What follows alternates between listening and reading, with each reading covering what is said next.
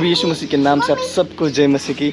मेरे प्रियो, आज है संडे और संडे जैसा कि आप लोग को पता है कि 3:30 बजे हमारा सेवा होता है और अभी हम लोग जा रहे हैं। मानसी देखो बैठ गई।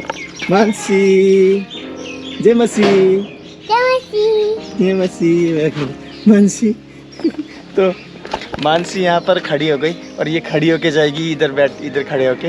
और सुबह मैं इसको लेके गया था दूध लेने, तो ऐसे खड़ी होके गई, बहुत खुशी हुई, बोल रही थी वाओ इट्स सो नाइस। से Mansi wow it's so nice. क्या है? कुछ भी नहीं है। तो अभी चलते हैं फटाफट चर्च और जो हम सीखेंगे वो आप लोगों को भी ज़रूर बताएंगे। चलिए चलते हैं। Mummy daddy. Yes what mummy daddy coming. Wait how are you? Fine, Mana Mansi? Fine. Say fine. I'm fine. I'm fine. Hi, Mana. Hi, guys, Mana. Hi, guys. Like and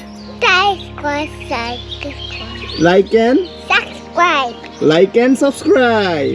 Mansi है ना, वो धन्यवाद के साथ स्तुति गाऊंगा ये गाना गाती है, तो देखते हैं अभी गाएगी कि नहीं। ट्राई करता हूँ। मानसी धन्यवाद के साथ गाओ, गाओ धन्यवाद। मानसी बना धन्यवाद के साथ।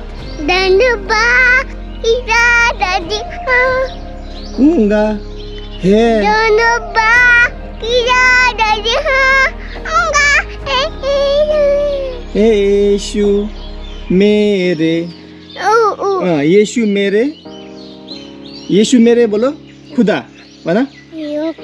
दादी दादी मम्मी पूरा गाती है। ये यीशु मेरे खुदा भी बोलती है। देखो ना, इसका ना गाल में ना एक दाग हुआ था, इसने खुजली कर करके पूरा घाव बना लिया है। देखो मानसी का, ये देखो गाल में। दिखाओ तुम्हारे गाल आया तुम।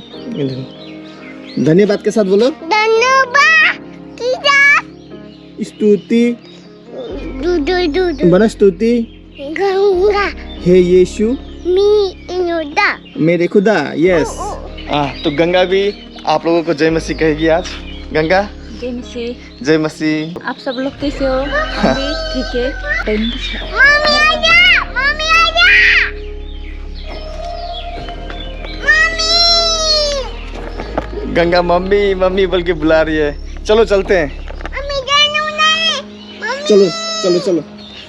तो अभी पास्टर अमिया दास ने बहुत अच्छा एक वचन दिया है और मैं चाहता हूँ कि आप लोग भी सीखो। तो सर सबको जय मसीह और परमेश्वर के नाम का धन्यवाद हो कि ये मौका मिला आज। और विशेष करके आज हम जो संडे सर्विस में जो भी आज वचन हमने सुने, हम विशेष करके रोमियो की किताब का 1 अध्याय 16 से लेकर 22 वचन तक हम लोग अध्ययन किए।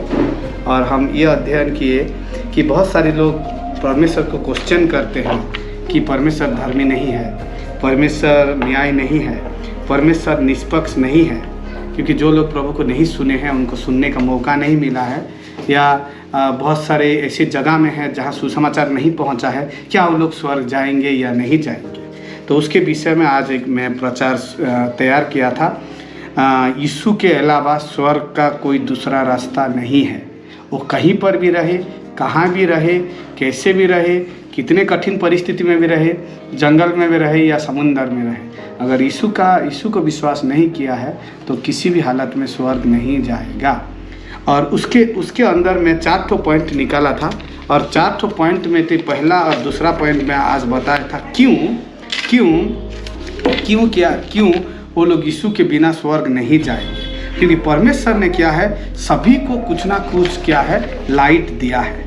परमेश्वर ने सभी को कुछ ना कुछ लाइट दिया है। ठीक है, तो ये लाइट क्या है? Revelation factor. जो पहला पॉइंट है क्या है? Revelation factor.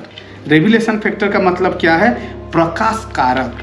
परमेश्वर ने सभी को कुछ ना कुछ प्रकाश दिया है। तो कोई नहीं बोल सकता कि मुझे मौका नहीं मिला ये जानने के लिए। कैसे? अगर रोमियो 1 अध्याय का 19 और 20 पढ़ेंगे कि उसमें दिया गया है, no one is innocent by reason और इग्नोरेंस। उसका सिंपल अर्थ ही है, अनजानता के कारण कोई भी निर्दोष नहीं है। अनजानता के कारण मैं अनजान हूँ तो मैं निर्दोष हूँ, परमेश्वर मुझे माफ़ कर देगा, ऐसा कभी नहीं बाइबल बताता है। प्रेरित पौलुस 2 गवाहों के सामने लाता है जो लोग इसके खिलाफ गवाही देते हैं और कहते हैं कि मैंने कभी परमेश्वर को सुना नहीं, मैंने कभी देखा नहीं, उसका दो गवाही है। क्या दो गवाही है? प्रकाश फैक्टर में, मतलब रेविलेशन फैक्टर में, कि परमेश्वर ने सभी को कुछ ना कुछ ज्योति दिया है, कुछ ना कुछ तो प्रकाश दिया है जब हम संसार में मनुष्य के रूप में पैदा होते हैं। पहला क्या है? उसका पहला पॉइंट का पहला भाग क्या है? सृष्टि के द्वारा परमेश्वर उसको गवाही देता है। अगर हम लोग 1 अध्याय 19 और 20 पढ़ेंगे रोमियो, उसमें दिया गया है सृष्टि के द्वारा। उसके बाद भजन संहिता 19 का 1 पढ़ेंगे, उसमें क्या दिया गया है? सृष्टि ईश्वर के सत्य को गवाही देता है। जो सृष्टि है तो परमेश्वर का सत्य को गवाही देता है। सृष्टि, हाँ, चांद हो, तारे हो, दिन हो, रात हो, ऋतु हो, जो भी है ये करता है। सृष्टि इस बात की साक्षी ईश्वर है। सृष्टि का जो साक्षी जो है ईश्वर द्वारा दिया गया। यदि कोई सृष्टि है तो सृष्टिकर्ता भी निश्चित है। समझ गए? अगर आप सृष्टि को देख रहे हैं तो आपको एक प्रकाश दिया गया है मन में कि एक सृष्टिकर्ता है, क्या हम उसको खोजते हैं या नहीं? तो बाइबल कहती है कि सृष्टिकर्ता को स्पष्ट रूप में बनाई गई चीजों से देखा जा सकता है। समझ गए? सृष्टिकर्ता को बनाई हुई चीजों से हम जान सकते हैं कौन सही सृष्टिकर्ता है। भजन संहिता 14 का 1 में ये बताता है, जब हम सृष्टि का प्रणाली को देखते हैं, क्रम को देखते हैं, हम ये जान सकते हैं कि इसके पीछे कोई ना किसी का तो हाथ है इस सृष्टि को बनाने के लिए। इसीलिए परमेश्वर ने सभी को क्या है? आउटवर्डली, बाहरीपन से पृथ्वी का सृष्टि से उसका गवाही देता है। दूसरी बात, परमेश्वर अंदर से मनुष्य का अंदरूनी पर से जो विवेक है उसके द्वारा व्यक्तिगत साक्षी भी देता है। अगर हम रोमियो का 1 अध्याय 19 और 20 पढ़ेंगे तो उसमें दिया गया है। तो हम क्या देखते हैं कि आज का जो समाज, जो लोग प्रभु को दोष लगाते हैं कि न्याय नहीं है, मैंने नहीं सुना, मैंने मौका नहीं मिला, ये सब जो बोलते हैं ये गलत बात है। परमेश्वर ने सभी को एक ना एक, किसी ना किसी, कुछ ना कुछ प्रकाश तो दिया है उसको जानने के लिए। पहली है सृष्टि के द्वारा उसका गवाही देता है, दूसरा है विवेक के द्वारा गवाही देता है। ठीक है, विवेक के द्वारा। एक बात बताना चाहता हूँ, नास्तिक लोग ये समझते हैं कि बुद्धि, उनके पास तो बुद्धि है, लेकिन नास्तिक होने का कारण ये नहीं है कि उनके पास ज़्यादा बुद्धि है। नास्तिक होने का ये कारण है कि उनके पास मोरल प्रॉब्लम है, नैतिक समस्या है।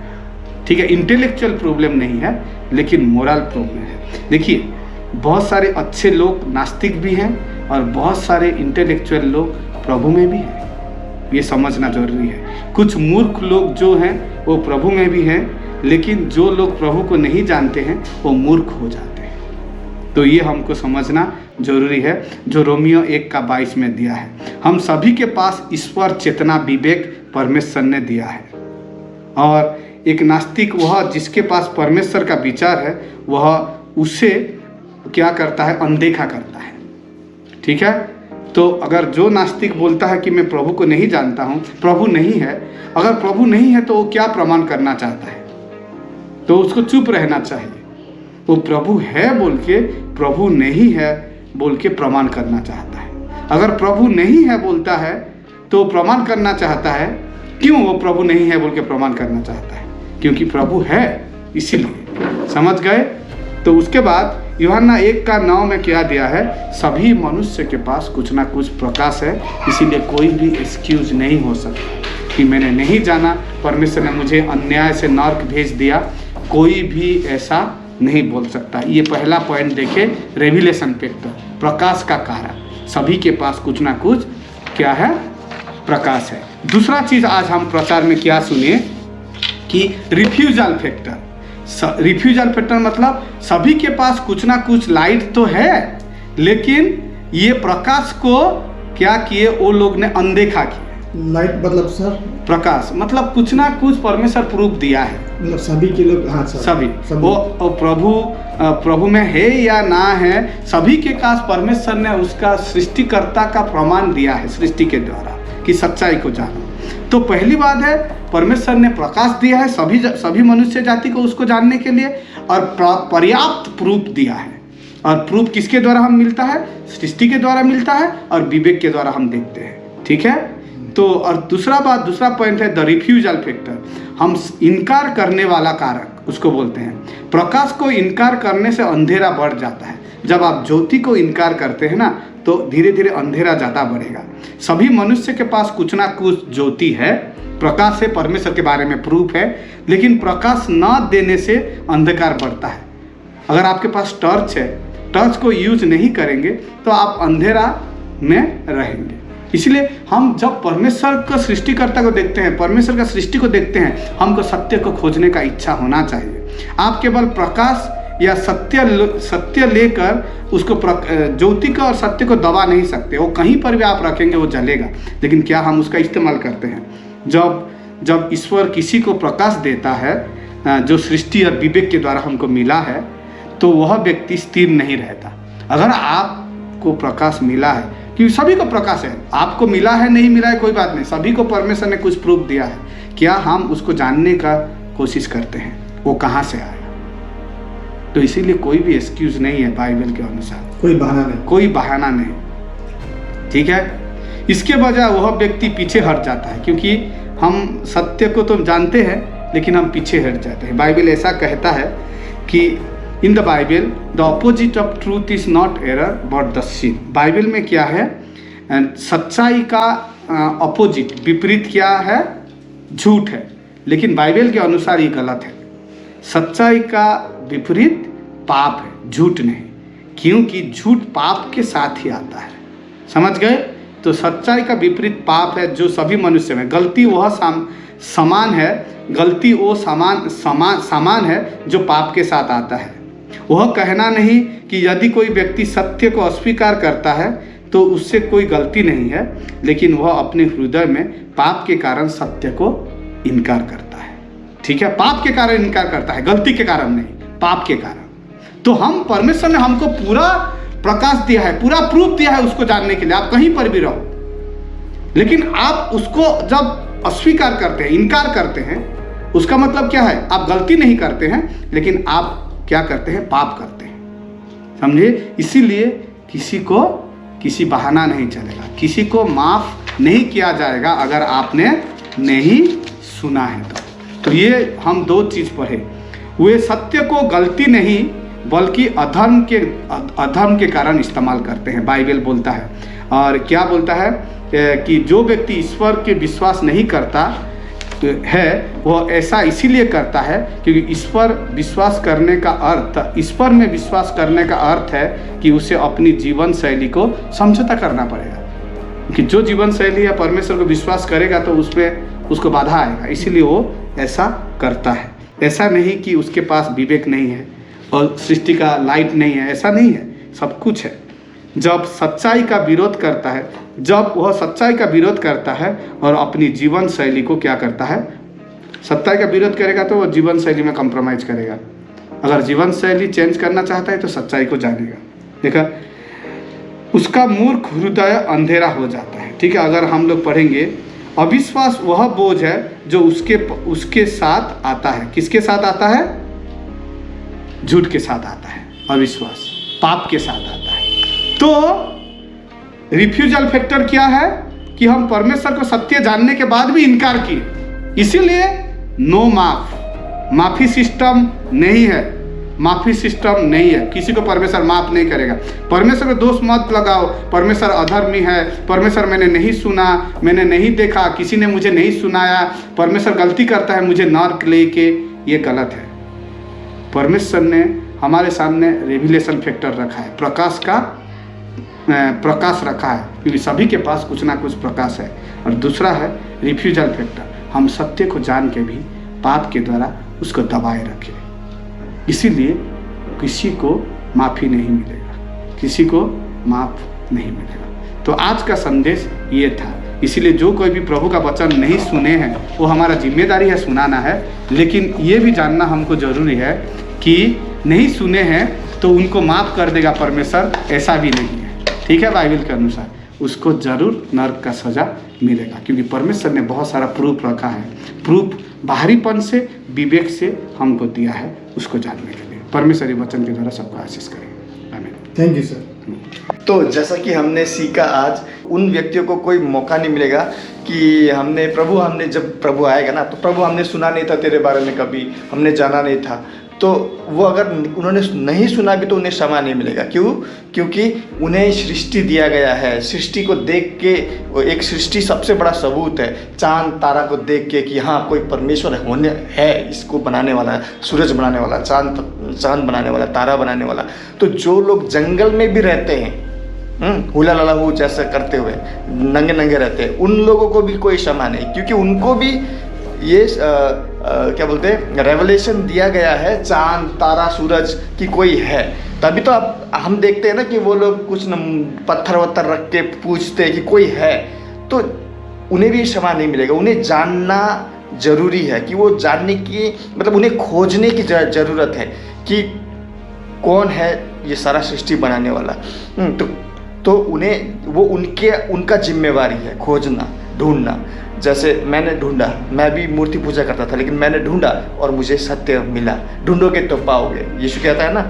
तो खैर, आज हमारे साथ फिर से दुलार भाई हमारे साथ हैं, और जैसे कि आप लोग जानते हैं, अगर आप इस चैनल से जुड़े हुए हैं, तो ये जो दुलार भाई हैं वो रोमन कैथोलिक चर्च से थे, लेकिन इन्हें मैंने थोड़ा गाइड किया, और अभी ये कंटिन्यूसली ये चर्च आ रहे हैं, हमारे चर्च आ रहे हैं, और बहुत कुछ सीख रहे हैं, और आमिया सर इन्हें गाइड कर रहे हैं। मैं थोड़ा बहुत गाइड कर रहा हूँ कभी कभी, जब इन्हें कोई प्रॉब्लम होता है। तो दुलार भाई से सुनेंगे इनका एक्सपीरियंस, क्या क्या इन्हें सीखने को मिल रहा है यहाँ पर आने के बाद, रोमन कैथोलिक चर्च से अलग। तो दुलार भाई ज़रा अपना एक्सपीरियंस शेयर कीजिए कि अभी आपको कैसा लग रहा है, यहाँ का एक्सपीरियंस कैसा लग रहा है, क्या सीखने को मिल रहा है, कि रोमन कैथोलिक चर्च से क्या अलग है। तो आत्मिकता के रूप में, जैसे कि आप एक रोमन कैथोलिक चर्च जाते थे, तो वहाँ पर आपको आत्मिक तौर में आत्मिक उन्नति होता था, या इस चर्च में आने के बाद, यहाँ आने के बाद जो आत्मा का उन्नति हो रहा है, कौन सा चर्च में आपको सही लग रहा है? अगर मैं रोमन चर्च के बारे में बताऊं तो वहाँ पे उतना स्पिरिचुअलिटी में उतना वो फोर्स नहीं, मतलब कि वहाँ पे उतना ध्यान नहीं दिया जाता है। जब मैं इस चर्च पे आया तब मुझे मतलब इतना सारा चीज़ पता चला। अच्छा, और यानी यहाँ पर आके आपको बहुत कुछ सीखने का मौका मिल रहा है जी। अच्छा, ओके। तो फर्क, डिफरेंस आपको क्या क्या लगता है रोमन कैथोलिक चर्च में और यहाँ पर, कि रोमन कैथोलिक चर्च क्या ट्रेडिशन फॉलो करते हैं और ये चर्च करता है? हाँ, वो लोग अपने आप पे ट्रेडिशनल फॉलो करते हैं, और ज़्यादा दिखाने में वो लोग विश्वास करते हैं। जो करते हैं थोड़ा सा बिब्लिकल होता है, ज़्यादा बिब्लिकल होता ही नहीं, मतलब बोलने से बिब्लिकल शायद 1% होगा शायद से, लेकिन वो लोग ज़्यादा दिखाते हैं, जो कि मुझे भी पसंद नहीं आता। अच्छा, तो अभी यहाँ पर आपको, जैसे कि हम लोग अभी ज़्यादातर बाइबल को फॉलो करने में ध्यान देते हैं यहाँ पर, जैसे कि आप भी जानते हैं, तो यहाँ पर आप भी अभी कुछ चेंजेस लेके आ रहे हैं अपने जीवन में? जी, हल्का फुल्का चेंजेस आ रहा है, सर के मदद से भी और आपके मदद से भी। अच्छा, तो देखो, ईसाईयत का असली मतलब ट्रेडिशन फॉलो करना नहीं है, रीति रिवाज मानना नहीं है, जैसे कि मैंने आपको पहले भी बताया। ईसाईयत का रियल मतलब है कि परमेश्वर के साथ आपका रिश्ता कैसा है, यानी परमेश्वर जो कहता है क्या आप उस बात को मानते हैं कि नहीं। जब एक पिताजी अपने बच्चे को देखता है कि जो उसका बच्चा है वो अपने पिताजी का बात मान रहा है, तो उसका पिताजी बहुत खुश होता है अपने बच्चे से। तो वो ही चीज़ है ईसाईयत, असली जो रियल ईसाईयत है। उसमें क्या होगा कि आप एक अच्छा जीवन जीने की, पवित्र जीवन जीने की कोशिश करेंगे, वैसे बहुत बार गिरेंगे उठेंगे, ऐसे आप सीखेंगे, यही आत्मिकता है। तो जब आप सही जीवन जिएंगे तो प्रभु यीशु जो परमेश्वर है वो आपसे बहुत खुश होगा। और ईसाईयत का मतलब यही है, गिरना उठना सीखना, सही रास्ते पे चलना। खैर, तो थैंक यू भाई, थैंक यू। तो मेरे प्रियो, यही है आज का ये वीडियो, इधर रखते हैं ये व्लॉग। आशा करता हूँ इस व्लॉग से आपको बहुत कुछ सीखने का मौका मिला। प्रभु यीशु मसीह आप सबको आशीष दे, विनती और प्रार्थना से। मिलते हैं अगले वीडियो में। जय मसीह की। Like and Subscribe. सब्सक्राइब।